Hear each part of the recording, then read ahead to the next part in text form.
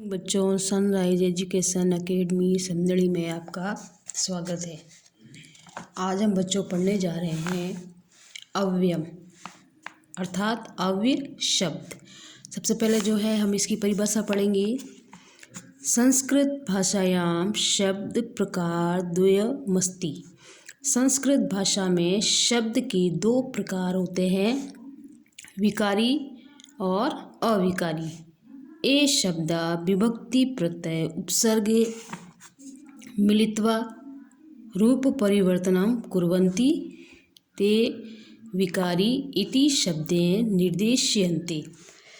जो शब्द विभक्ति प्रत्यय उपसर्ग से मिलकर रूप में परिवर्तन करते हैं वे शब्द जो हैं विकारी शब्द कहलाते हैं। अविकारिणाम तु कदापि रूप परिवर्तनम न कुर्वन्ति। और जो अविकारी शब्द होते हैं उनमें कभी भी रूप परिवर्तन नहीं होता है। एते अव्यय शब्देन कथ्यन्ते, इसलिए हम इन्हें अव्यय शब्द कहते हैं। तो इसकी जो परिभाषा है वो आपको यहाँ से लेकर यहाँ तक अपनी उत्तर पुस्तिका में लिखनी है। उसके बाद में हम शुरू करेंगे अव्यय शब्द। जो शब्द राइट किए हुए हैं वो शब्द जो है आपके एग्ज़ाम में आएंगे। अव्ययम अपि, अपि का अर्थ होता है भी।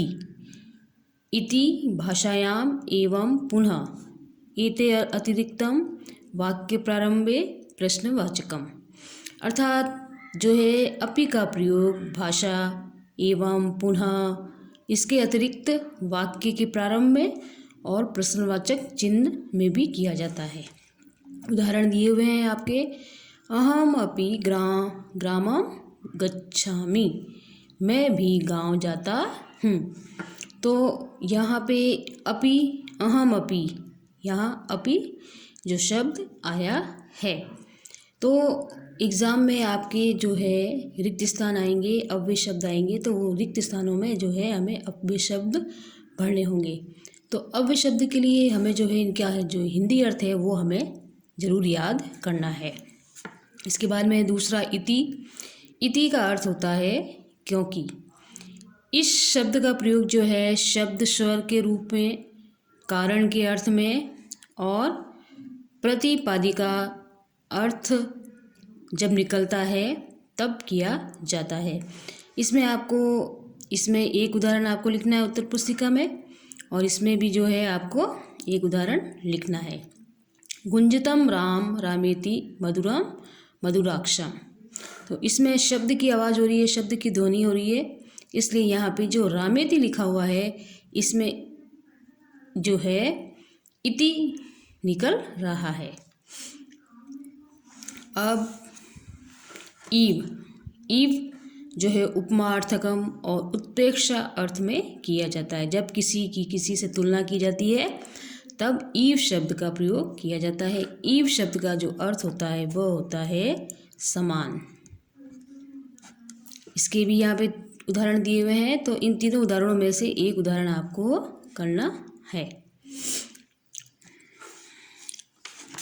फिर है उच्चई। उच्चई जिसका अर्थ होता है जोर से या ऊंचा। तो अब इसका जैसे उदाहरण है उच्चई पर्वता सन्ति, ऊंचे पर्वत हैं। और दूसरा अर्थ देखो तो स गायकः उच्चई गायति, वह गायक जोर से गाता है। इसके ये दो अर्थ निकलते हैं। इसके बाद में है न्यूनम, जिसका अर्थ होता है निश्चित। इसका अर्थ होता है निश्चित। इसका उदाहरण है न्यूनम तव्या तत्र गंतव्यम, निश्चित ही तुम जो है अपने गंतव्य स्थान पर पहुंच गए होंगे। न्यूनम सह सत्यम वदति, निश्चित ही वह सत्य बोलता है। ये जो भी रेड पेन से जो निशान लगे हुए हैं ये आपके एग्ज़ाम में आएंगे, यही आपको पढ़ने हैं। बही जिसका अर्थ होता है बाहर। उदाहरण है ग्रामात् बहिरो उद्यानम मस्ति, यानी गांव से बाहर जो है उद्यान है। बही का मतलब होता है बाहर। इसी तरीके से स ग्रामाद बही भ्रमति, वह गांव से बाहर घूमता है। इसके बाद में है कदा। कदा का अर्थ होता है कब। स कदा विद्यालयम गच्छति, वह कब विद्यालय जाता है। इसके बाद है कुतः, जिसका अर्थ होता है कहाँ से। तो कुतः समायोति योगी, कहाँ से, ये योगी जो है कहाँ से आया है। इसके बाद में है अत्र। अत्र का अर्थ होता है यहाँ। इसमें भी हमें एक ही उदाहरण लिखना है सबके। स अत्र निवसति, वह यहाँ रहता है। तत्र, तत्र का मतलब होता है वहाँ।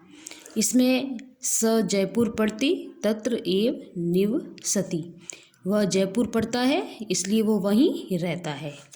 इसके बाद है इदानीम, जिसका अर्थ होता है इस समय। इसका भी उदाहरण है दयाल इदानीम क्रीडति, दयाल इस समय खेलता है। या अब, इस समय और अब दोनों ही अर्थ होते हैं।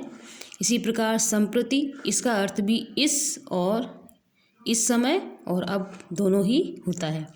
संप्रति गम्यताम विद्यालयम, इस समय विद्यालय जाता हूँ। फिर इसके बाद में है अधुना। अधुना शब्द का अर्थ होता है इस समय या अब। इसका भी यही अर्थ होता है। ये 3 अव्यय शब्द हैं जिनका एक ही अर्थ होता है। इसमें भी अधुना बालः पठन्ति, इस समय बालिकाएं पढ़ती हैं। बालः का मतलब होता है बालिकाएं। फिर है यत्। यत् का अर्थ होता है क्योंकि। इसके भी जो है उदाहरण यहाँ पे दिए हुए हैं। रामः सत्यम वदति, राम सत्य बोलता है। यत् स सर्वम अपश्यत्, क्योंकि वह सभी को देखता है या सभी उसको देखते हैं। तो ये जो अव्यय शब्द जो है रेड पेन से जो निशान लगे हुए हैं, ये अव्यय शब्द हैं जो है आपके एग्ज़ाम में आएंगे, तो इन्हें आपको याद करने हैं। इनके जो है आने का तरीका होगा कि 3 या 4 जो है सेंटेंस आएंगे। यदि 3 सेंटेंस आते हैं तो कम से कम 4 अव्यय शब्द जो है मंजूषा में दिए होंगे। फिर उनको पढ़ के आपको जो है रिक्त स्थान में फिलअप करने पड़ेंगे। यदि आप सही भरते हैं तो आपको पूरे नंबर मिलेंगे। तो इन जो अव्यय शब्दों के अर्थ आपको याद करने हैं। और इसके अलावा ये तो बुक में उदाहरण थे, इसके अलावा जो है आपकी गाइड वगैरह है उसमें से भी काफ़ी उदाहरण दिए हुए हैं। तो उन उदाहरणों को भी आपको पढ़ना है, उसको भी आपको देखना है कि उसमें किस तरीके से जो है पूछा जा रहा है। तो उस हिसाब से आपको गाइड में से भी उनको पढ़ना है। और जो आपके लेसन हैं, जो भी कोर्स में लेसन है, तो उन लेसन में भी जो संस्कृत जो पाठ है उनके बीच में भी जो अव्यय शब्द हैं, ये जो अभी पढ़े हैं, पाठ के बीच में से भी आपकी जो है अव्यय शब्द पूछ सकते हैं, सेंटेंस दे सकते हैं।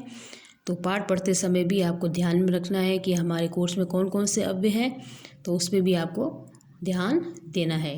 तो इस तरह से जो है 3 या 4 नंबर के ये अव्यय शब्द जो हैं आपके एग्ज़ाम में आएंगी। और जो विद्यार्थी ये कार्य नहीं कर रहे हैं उन्हें जो है ये कार्य करना है, संस्कृत की कॉपी डालनी है, क्योंकि आपको हाफ ईयरली के जो नंबर है कॉपियों के आधार पर ही दिए जाएंगे।